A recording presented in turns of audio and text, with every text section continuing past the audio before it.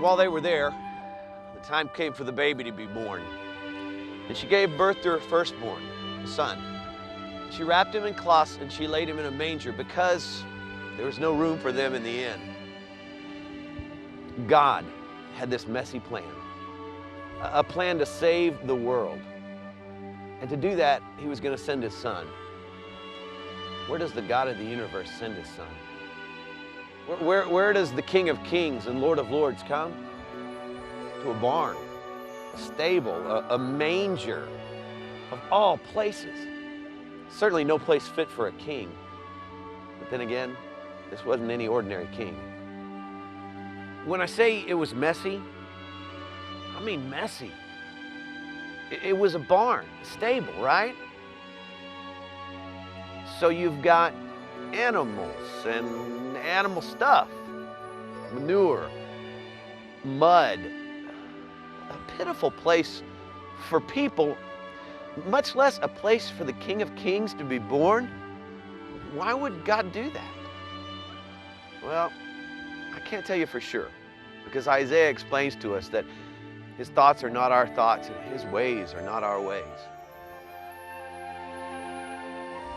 But that same prophet, 400 years before Jesus was born, said, all we like sheep have gone astray, each of us to our own way, and that he has laid our iniquities on him. You see, Jesus came to a messy place. Oh, yeah, a barn, a manger, that's messy. But he came to a messy world. Why? Because the shepherd was coming to take care of the sheep, to prepare a way for them to go home. That's what a shepherd does. He lives where the sheep are. He sleeps where they sleep. He eats where they eat. It got Jesus in trouble. Why did Jesus eat with sinners? Because that's what the shepherd does. An angel appeared to the shepherds in the field and said, this will be a sign to you. You will find the babe wrapped in cloths and laying in a manger. A sign. You ever wondered what that sign was? A sign for what? Maybe a sign that Jesus is accessible to everyone. A sign that the God who owns the cattle on 1,000 hills can relate to a homeless person. Because Jesus never had a home, never had a place to rest his head. Maybe it was a sign that God would have nothing to do with the social status of mankind. A sign that he detests the splendor of humans because it's not worthy of him. But it was a sign for us that we should follow suit. In fact, the Apostle Paul later on would write, we should have the same attitude as Christ Jesus. Although he was the very nature God, did not consider equality with God something to be grasped, but that he made himself nothing, becoming a servant, being made in human likeness. A servant.